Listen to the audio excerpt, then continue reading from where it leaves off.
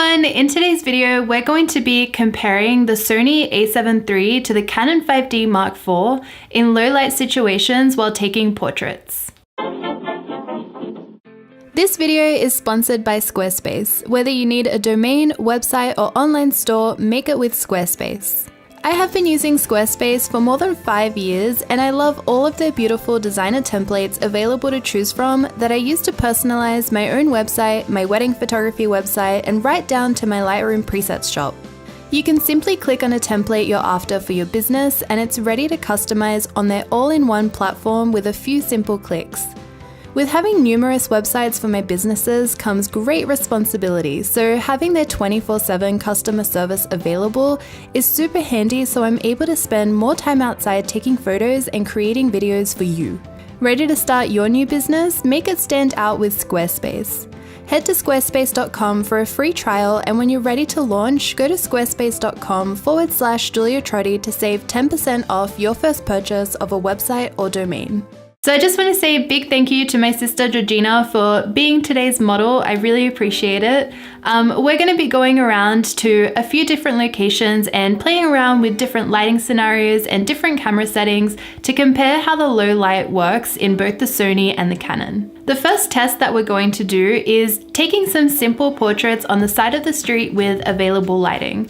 This is probably the most light that we have throughout this entire video, just to start off with something simple. And I had both my cameras with the same settings. My shutter was 1/200, my ISO was at 6400, and my f-stop was at 1.4.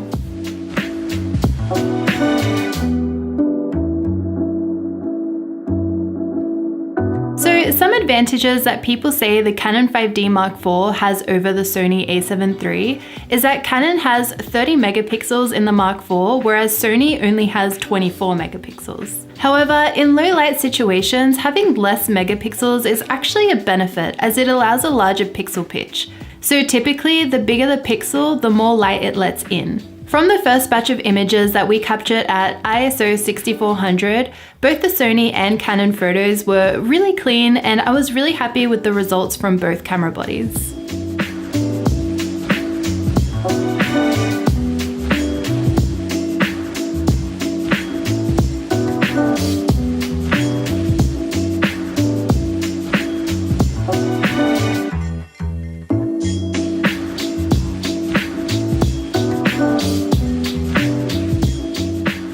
We also tried some movement shots where my sister was walking towards me.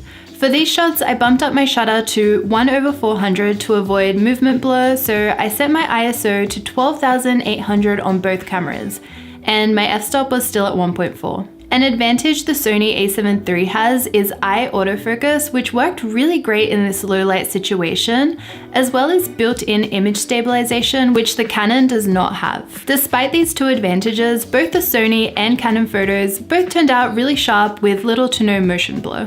At ISO 12,800 with our movement shots, both cameras are starting to have a little noise, but I'm personally preferring what the Sony grain is looking like. The Canon grain looks a little rough and it really stands out on my sister's face. In the Sony image, however, the noise is looking a little bit smoother and finer, and also isn't as distracting on her face.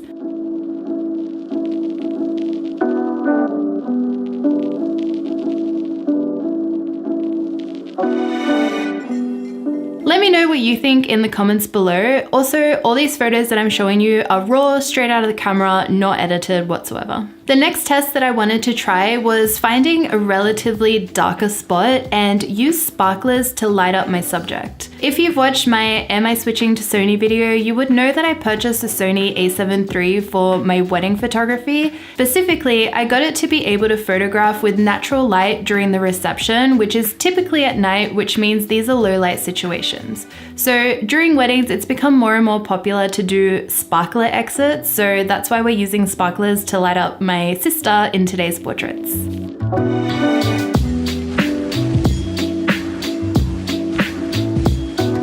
We ended up heading to the beach where there were these giant floodlights that I ended up using as backlight and a little bit of ambient light as well. Here is where I started seeing the biggest difference in the quality of images. So something that I find that Canon does is that in low light situations, the raw photos that are straight out of the camera are very contrasty, which makes it really hard to be able to edit. As you can see in these examples, the images from the Sony straight out of the camera are a lot flatter, and this makes for a better base to be able to edit photos without having to push them too far. In more technical terms, the Sony a7 III has 14.7 stops of dynamic range, whereas the Canon 5D Mark IV has 13.6 stops. Usually dynamic range is something you compare for daylight pictures, however, people forget dynamic range comes in really handy at night as well. The flatter Sony images straight out of the camera is also probably due to Sony's back illuminated sensor. Also, a quick note, I had noise reduction off in both the Sony a7 III and the Canon 5D Mark IV. In this case, and due to all these factors, I preferred what the Sony images look like and what I was able to do with them in post since they were flatter than the Canon photos.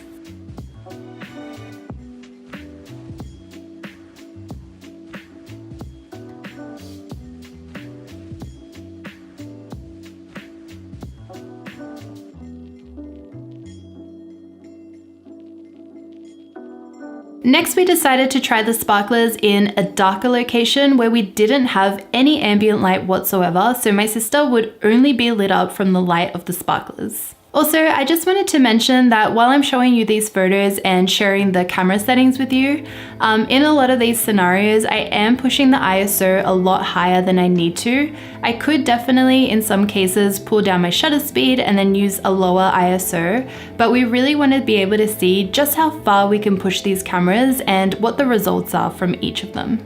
And here are the raw photos that are lit up only by sparklers with no ambient light around us whatsoever.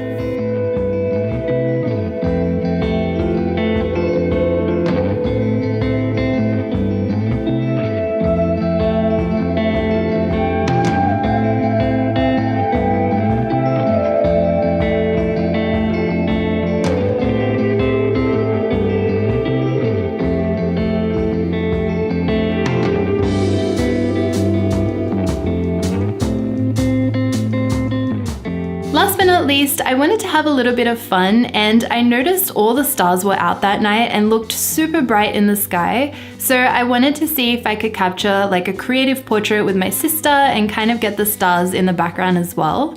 So I ended up pushing the ISO of the Sony to 80,000 and managed to get a few handheld pictures with my sister and the stars in the shot. And again, I just wanted to mention, I'm not trying to get photos for my portfolio here. I really just wanted to play around with settings and push them as far as I could to see what the results are. So afterwards, I went to try and get the same shot on Canon. However, the max ISO I could do was 25,600. So obviously the entire frame was just black and I can't get a comparison photo. So we only have this one Sony photo. And just so you can see how I would edit something like this, here is a little speed edit of me trying to clean up that Sony photo and make it look as nice as possible, just so you know what's capable from an image shot at 80,000 ISO.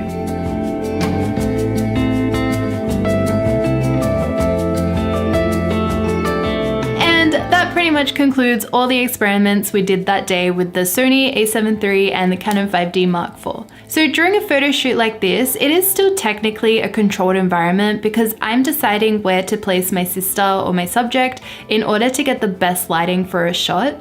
So in this case, I'm really happy with the way both the Canon and the Sony performed. I think they're both great cameras which are more than capable of working in low light situations. As I mentioned, I got the Sony for my wedding photography work, and I took the Canon 5D Mark IV to a wedding last weekend and shot some natural light photos during the reception to see what it could do.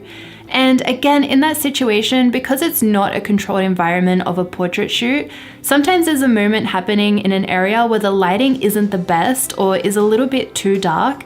And I did still find that my Canon was struggling quite a bit to get really nice, crisp, high quality photos in that situation. So I am still happy that I have the Sony a7 III for my weddings, and I will definitely continue to use that. I also really prefer how the raw photos come out of the Sony for low lights. As I mentioned, they're a lot flatter, so it's a much better base for me to be able to work on in Lightroom and not have to push it as far as I would a Canon photo. But I would love to hear what you guys thought about the comparison photos in the comments below. Let me know if you prefer either or if you don't see the difference, or if you don't really care, just let me know in the comments. I love hearing from you guys and hearing your discussions and things like that. And as always, thank you so much for watching. I really appreciate it, and I'll see you all next time. Bye!